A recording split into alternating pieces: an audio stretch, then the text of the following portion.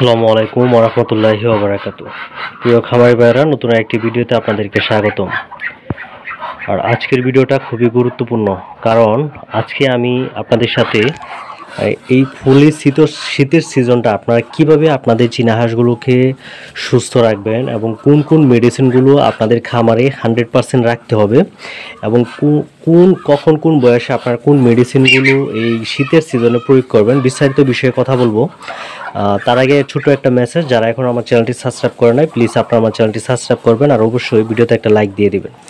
তো ভিউয়ার্স, আমার এখানে কিছুদিন আগে আমি একটা ভিডিও দিয়েছিলাম যে আমি আমার চীনা হাঁসগুলোকে শীতে সুস্থ রাখার জন্য নিচে, বিশেষ করে যেহেতু মাটিতে রাখি, এই জন্য মাটি থেকে যাতে শীতটা না লাগে, ঠান্ডাটা, এই জন্য নিচে নাড়া দিয়ে দিয়েছিলাম। তো নাড়াগুলো আজকে বাইরে নিয়ে শুকাইছি, আপনাদেরকে দেখায়। এগুলো এই যে শুকায়া এখানে রাইখা দিছি, কারণ এইগুলো আপনার মোটামুটি এই যে পায়খানাগুলো লেগে থাকতো, এগুলো লেগে থাকার কারণে একটু ভিজে গেছিলো, যার কারণে প্রচুর পরিমাণ রোদও ছিল আজকে বাইরে। রোদে এখন শুকায় নিয়ে আসি যাতে কোনো ব্যাকটেরিয়া যাতে এইগুলোতে না জমে থাকে, কারণ ব্যাকটেরিয়া থাকলে অনেক সময় হাঁস মুরগি যদি নিচে থাকে এগুলো অসুস্থ হয়ে যায়। এই জন্য এগুলো শুকায় নিয়ে আসছি। আর আপনাদেরকে এই শীতে আপনাদের হাঁসগুলোকে রক্ষা করার জন্য মাস্ট বি প্রথম যে কাজটা করতে হবে, আপনারা যেখানে হাঁসগুলোকে রাখেন, যদি পা থাকে, আপনার যেখানে চীনা হাঁসগুলো রাখেন যেখানে যদি পাখা থাকে, তাহলে অবশ্যই সেখানে আপনার যে তুষ আছে অথবা ধানের যে কুড়া আছে বা কাঠের যে কুড়া আছে, সেই কুড়াগুলা খুব সুন্দরভাবে দিয়ে দেবেন, অথবা পাটের যে বস্তা আছে সেগুলো দিয়ে দিতে পারেন।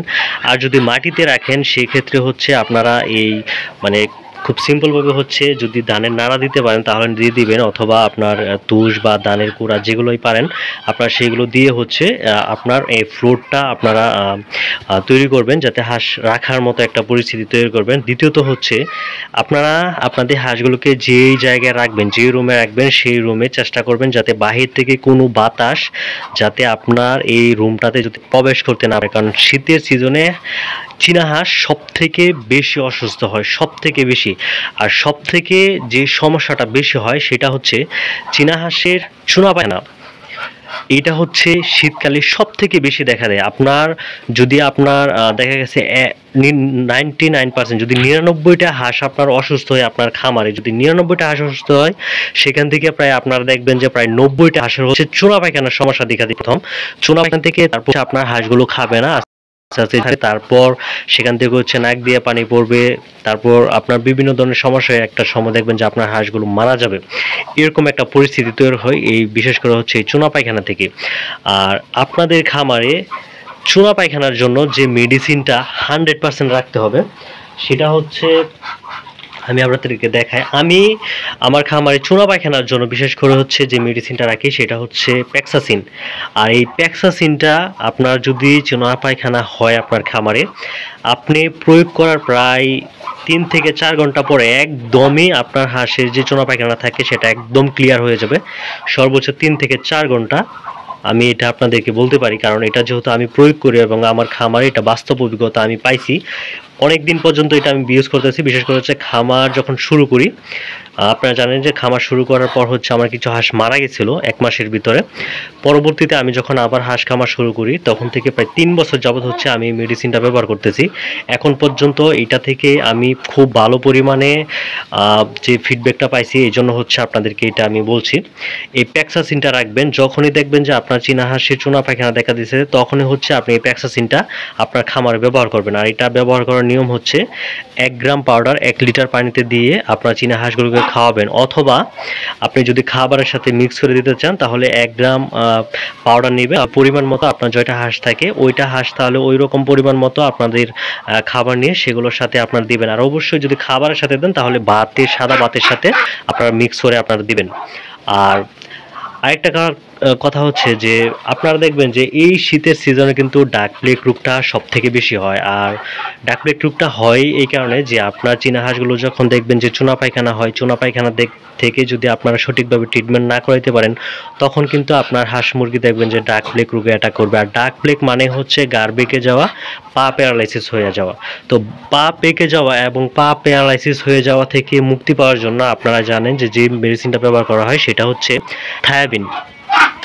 আমি কিন্তু সব সময় বলি যে মাস্ট আপনাদের হাঁস মুরগির খামারে এই থায়াবিনটা আপনারা সব সময় রাখবেন একদম, মানে আপনাদের এইটা যদি আপনি খাওয়ান, নিয়মিত যদি খাওয়ান, প্রতি মাসে অন্তত 4 বারের যদি একটা কোর্স করেন, প্রতি সপ্তাহে 3 দিন করে, আপনার হাঁস মুরগি ইনশাআল্লাহ অন্তত পা প্যারালাইসিস হয়ে যাবে এবং যে আপনার ঘাড় বেঁকে যাওয়া এইটা কোনো সময় হবে না। আল্লাহর রহমতে এটা কোনো সময় হবে না যদি আপনার নিয়মিত হচ্ছে এই থায়াবিন B1 B2টা আপনারা ব্যবহার করেন। এটা নিয়মিত ব্যবহার করবেন। বাচ্চা হাঁসের ক্ষেত্রেও আপনারা এটা ব্যবহার করতে পারেন এবং বড় চীনা হাঁসের ক্ষেত্রে তো মাস্ট বি এটা আপনাকে ব্যবহার করতে হবে। শীতের সিজনে অবশ্যই আপনারা আপনাদের খামারে থায়াবিনটা 100% রাখার চেষ্টা করবেন। মানে রাখতেই হবে আপনাদের। অবশ্যই আপনার যদি হাঁসগুলোকে সুস্থ রাখতে চান তাহলে আপনার খামারে হচ্ছে এই থায়াবিনটা আপনাকে রাখতে হবে। আর দ্বিতীয়ত হচ্ছে যে আমাদের যে হাঁস মুরগিগুলো পালন করি, দেখবেন যে অনেক সময় আমাদের হাঁস মুরগি হচ্ছে আপনার ঠান্ডা লাগে। এই ঠান্ডা তো এটা আপনার সাধারণ একটা বিষয়।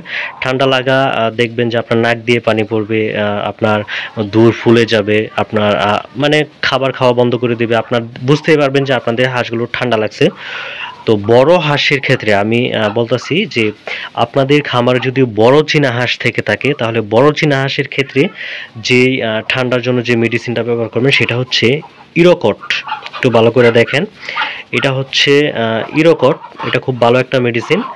এটা হচ্ছে আপনার 10 গ্রামের একটা প্যাকেট। আরও বড় আছে, সেগুলো যদি আপনি নিতে চান তাহলে নিতে পারেন। এইগুলো মেবি হচ্ছে আপনার কত টাকা করে নেই, 45 টাকা করে নেবে। এটা 10 গ্রামের একটা প্যাকেট। এটা খাওয়াবেন হচ্ছে 1 গ্রাম পাউডার 1 লিটার পানিতে দিয়ে। আপনারা যদি পানির সাথে যদি মিক্স করে খাতে চান তাহলে পানির সাথে মিক্স করবেন, আর যদি ভাতের সাথে মিক্স করতে চান তাহলে। আর অবশ্যই আমি সবসময় আসলে একটা কথা বলি যে আপনারা যদি মেডিসিনগুলো যদি খাবারের সাথে খাওয়াতে চান তাহলে চেষ্টা করবেন যে ভাতের সাথে। আর পানির সাথে অনেক সময় দিলে কি যে মেডিসিনগুলো নষ্ট হয়ে যায়। এই জন্য আমি সবসময় বলি যে কোনো মেডিসিন খাওয়ান আপনারা সাদা ভাতের সাথে আপনারা যদি খাওয়াতে পারেন সেটা সব থেকে ভালো, কারণ সাদা ভাত কিন্তু এরা খুব ভালো পরিমাণে খাইতে পছন্দ করে। এই জন্য আমি সবসময় বলি যে ভাতের সাথে মেডিসিনগুলো আপনারা প্রয়োগ করবেন, তাহলে মেডিসিনটাও নষ্ট হবে না আর খাবারটাও ওরা খুব সুন্দরভাবে খেয়ে নেবে। আর এটা কিন্তু বলছি আপনার 0 থেকে আপনার 2 মাস থেকে আপনারা একদম উপরের লেভেল যে পরিমাণ পর্যন্ত আছে, যত বয়স পর্যন্ত আপনাদের হাঁস আছে সেই যে কোনো বয়সের হাঁসকে ব্যবহার করতে পারবেন। এটা হচ্ছে 2 মাসের উপর থেকে। এখন হচ্ছে 2 মাসের নিচে যে হাঁসের বয়স আছে, 2 মাসের নিচে আপনারা একটু ভালো করে লক্ষ্য করবেন যে 0 থেকে একদম 2 মাস পর্যন্ত আপনার খামারে যদি চীনা হাঁস থেকে থাকে অথবা হাঁস মুরগি আপনারা যাই বলেন না যেগুলো থেকে থাকে, যদি ঠান্ডা লাগে তাহলে আপনারা যেটা ব্যবহার করবেন এটা হচ্ছে এনরোসিন ব্যাট। এটা হচ্ছে একটা অ্যান্টিবায়োটিক। এটা হচ্ছে রেনাটা কোম্পানির। দেখেন এটা হচ্ছে রেনাটা কোম্পানি। এখানে 240 টাকা এমআরপি দেওয়া আছে, কিন্তু এটা মূলত হচ্ছে আপনার কাছ থেকে নিবে 220 থেকে 230 টাকা এর ভিতরে নিবে। বাট অনেক সময় দেখা গেছে যে মূল্যটা থাকে সেই মূল্যটাই নিয়ে থাকে। আপনারা অবশ্যই একটু ভালো করে খেয়াল করবেন যে 0 থেকে 2 মাস বয়স পর্যন্ত হচ্ছে আপনারা এই এন্ড্রোসিন ব্যাটটা ব্যবহার করবেন।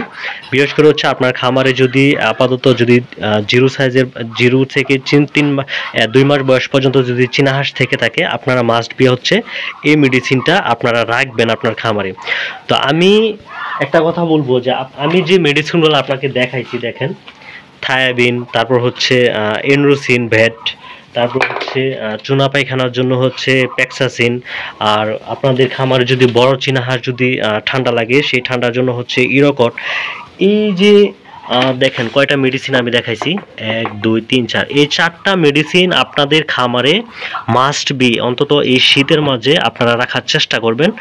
তাহলে ইনশাল্লাহ আপনারা যদি কোনো সমস্যা হয় এই মেডিসিনগুলো খাওয়ালে আপনার হাঁসগুলো হচ্ছে তাৎক্ষণিকভাবে সুস্থ হয়ে যাবে। অন্তত 2 থেকে 3 দিনের ভিতরে আপনার হাঁসগুলো সুস্থ হয়ে যাবে। আর যদি চুনা পায়খানা দেখা দেয়, ইনশাল্লাহ এই মেডিসিনটা প্রয়োগ করলে 3 থেকে 4 ঘন্টা পর আপনার হাঁসগুলো 100% সুস্থ হয়ে যাবে। এটা আমি অন্তত আমার নিজের এক্সপিরিয়েন্স থেকে বলতে পারি। তো একটু ভালো করে আপনারা একটু দেখে রাখেন যে এই মেডিসিনগুলো আপনারা আপনাদের খামারে রাখার চেষ্টা করবেন। দয়া করে আপনারা আপনাদের এই খামারে আপনাদের এই মেডিসিনগুলো রাখবেন, যাতে আপনাদের হাঁসগুলো সবসময় যাতে অন্তত শীতের সিজনে যাতে আপনাদের হাঁসগুলো খুব সুন্দরভাবে সুস্থ থাকে, সুন্দর থাকে। আমি কখনোই আমার যে ব্যক্তিগত এক্সপিরিয়েন্স আছে এর বাইরে কিন্তু আপনাদেরকে আমি কখনোই সাজেস্ট করব না কখনো কোন মেডিসিন বা কোনো খাবারই কিন্তু আমি বলি না এগুলো রাখার জন্য। কিন্তু আমি আমার ব্যক্তিগত এক্সপিরিয়েন্স থেকে যেগুলো হচ্ছে আমি ব্যবহার করি, যেগুলো আমি নিজের খামারে প্রয়োগ করি, এদের কাছ থেকে আমি ভালো ফিডব্যাক পাইছি। আমি কিন্তু সেই মেডিসিনগুলো এবং সেই খাবারগুলো এবং সেই নিয়মগুলোই আপনাদেরকে সবসময় আমি বলে থাকি যে এগুলো আমার যেহেতু খামারে কোনো সমস্যা হচ্ছে না, আমি যেহেতু ভালোভাবে এখান থেকে ফিডব্যাক পাচ্ছি, তাহলে তো ইনশাল্লাহ আপনাদেরও পাওয়ার কথা। এই জন্য হচ্ছে আসলে আমি আপনাদেরকে বলে থাকি যে আপনারা এই কাজগুলো এবং এই মেডিসিনগুলো আপনারা রাখবেন আর এইভাবে আপনাদের হাঁসগুলোকে পালন করবেন। তো সবাই ভালো থাকবেন, সুস্থ থাকবেন, আর অবশ্যই আমার হাঁসগুলোর জন্য দোয়া করবেন। আমিও সবসময় দোয়া করি আপনাদের হাঁস মুরগি সবসময় সুস্থ থাকুক, সুন্দর থাকুক। এই শীতের সিজনটা আপনারা খুব ভালোভাবে আপনাদের হাঁস মুরগির যত্ন নেবেন এবং সবাই ভালো থাকবেন, সুস্থ থাকবেন। আসসালামু আলাইকুম ওয়া রাহমাতুল্লাহি ওয়া বারাকাতুহু।